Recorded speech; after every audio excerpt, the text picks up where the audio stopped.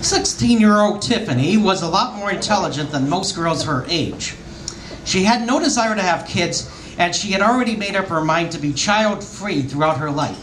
Tiffany said that if she ever becomes pregnant, she will have an abortion without hesitation. Tiffany was also failing her gym class, and her teacher, Mr. Garrison, agreed to give her a passing grade if she was willing to have sex with him.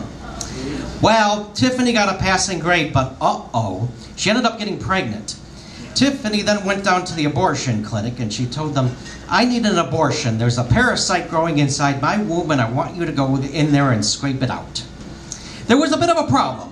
Thanks to the Republicans and their anti-abortion fucking bullshit, a law was passed that requires a minor to get permission from their parents before they could have an abortion. Tiffany's parents would never give her permission for an abortion because they are conservative, born-again, Bible-thumping assholes. Tiffany never wanted a brat to come along and fuck up the rest of her life, so she went down by the railroad tracks, took a coat hanger, stuck it up her twat, and scraped the fetus out herself, and then she threw it on the railroad tracks.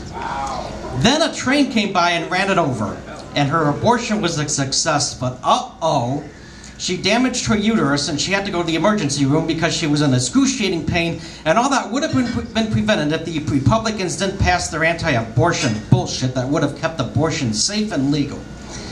The fascist Republican assholes were going to charge Tiffany for murdering her unborn baby. Meanwhile, a group of people led by the Reverend John Danko from the First Baptist Church of Moral Values went down to the scene of Tiffany's abortion to perform an exorcism right on the railroad tracks. And during the exorcism, Reverend Danko went into a trance, so he pulled down his pants and he jerked off on the remains of Tiffany's fetus. Wait, what? But then a train came by and ran him over. Trains are fucking cool.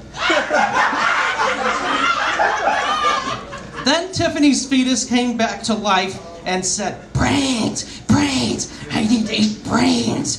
So the fetus jumped all over the people from the church and ate their brains, but the exorcism caused all the millions of aborted fetuses to come back from the dead and eat the brains of pro-lifers. As it turns out, the fetuses only ate the brains of pro-lifers because they have shit for brains, and the fetuses enjoyed eating brains that tasted like shit. Once the fetuses were done eating the brains of pro-lifers, they disappeared and Tiffany was happy because at long last, the earth was liberated from assholes. Tiffany decided to get married to Mr. Garrison, and then after he agreed to have a vasectomy, and then she lived happily ever after. So back. Please let them do a zero score. Please. No. All right, new people, who's on?